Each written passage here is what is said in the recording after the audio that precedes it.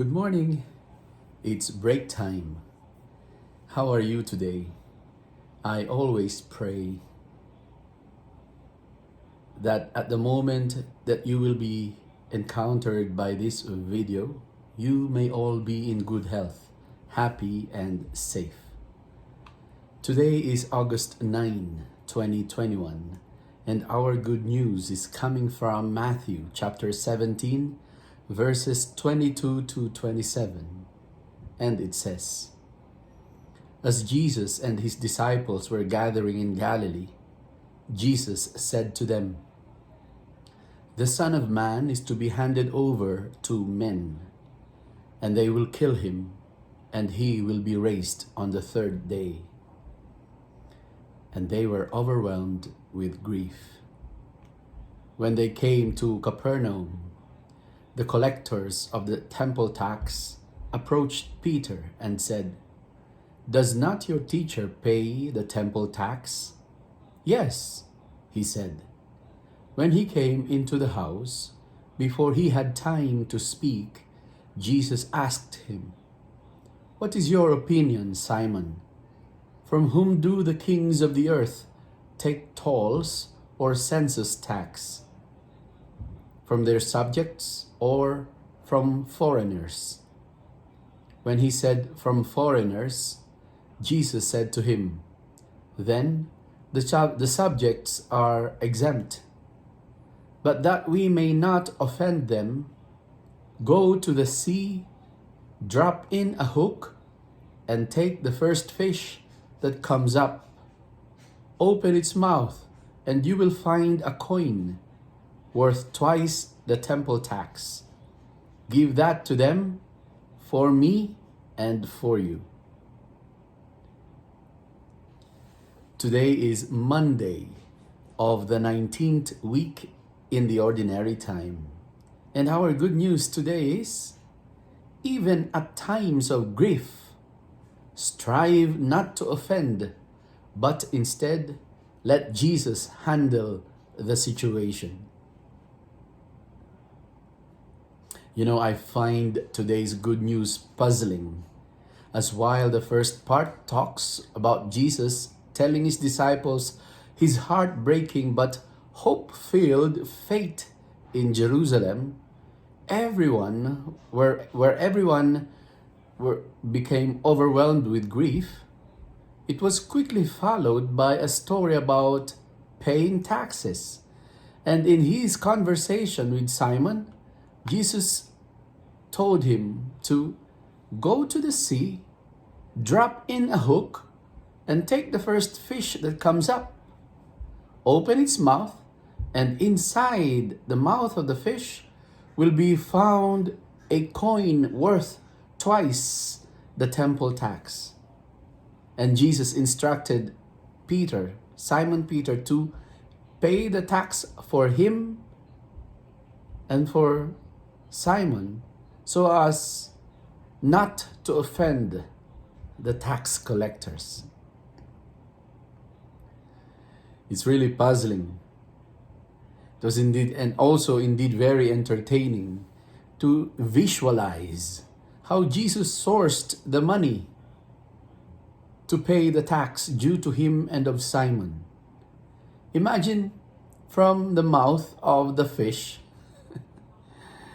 from the mouth of the first fish that got caught by the hook, how can a fish swallow a coin? Truly amazing, isn't it? Somehow you can't help but to be amazed with Jesus' power. He was able to know where to get those coins, that coin, and in that particular fish. Wow. However, our good news today exposes the complexities of life that all of us, including you and me, undergo. Namely, 1, our duties as citizens of governments with which paying our taxes is of great importance. Second, the daily experiences of grief brought about by our limitations as mere human beings, and the necessity to hope for in Jesus' suffering, death, and resurrection. First, the paying of taxes. Paying of our taxes.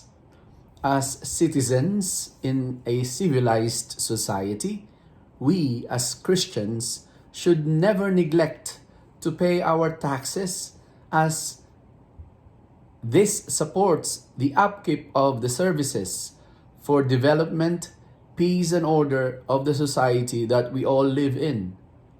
This duty to pay taxes requires all of us to have work where we can get our money to pay for all our taxes. It also brings us to the realization that this is our common duty as citizens of our society. Second, the grief-stricken life experiences. Life is tough for most of us. For a very little few, maybe not. But for most of us, I should say 98% of us, life is tough. This is a fact of life, because there is sadness in every experience of death, hunger, sickness, poverty, and pandemic. Sad experiences. Name it. We all have it, because we are human beings, vulnerable, weak, and limited in many ways. For these two realities, our civic duty to pay our taxes, to work in order to pay our taxes, and the grief-stricken life experiences, the sad experiences in life, these two difficult realities brings about sadness in life that leads us to the third important aspect in life. And that third important aspect in life is the necessity to hope for in Jesus' suffering, death, and resurrection. Friends, to hope for in Jesus is a result of the gift of faith that we all received with when we were baptized. Why do we say it is necessary to come to faith in Jesus? What is the importance of having faith in Jesus? It is necessary to come to faith in Jesus and hope for in His saving acts, because when we walk with the eyes of faith, even in the presence of all the grief-stricken life experiences and confronted by our civic duties and work responsibilities, we may endure and go through life with joy and strength that can only come from Jesus Christ. Friends, the essential difference that faith in Jesus Christ brings is the fact of elevating our hope for a better tomorrow. It lifts our hope to a life with God, not just in the life after, but even during the onslaught of grief-stricken life experiences. There is the assurance that God is always with us, most especially at times of sadness, so as we will not succumb to depression, to despair, and to hopelessness.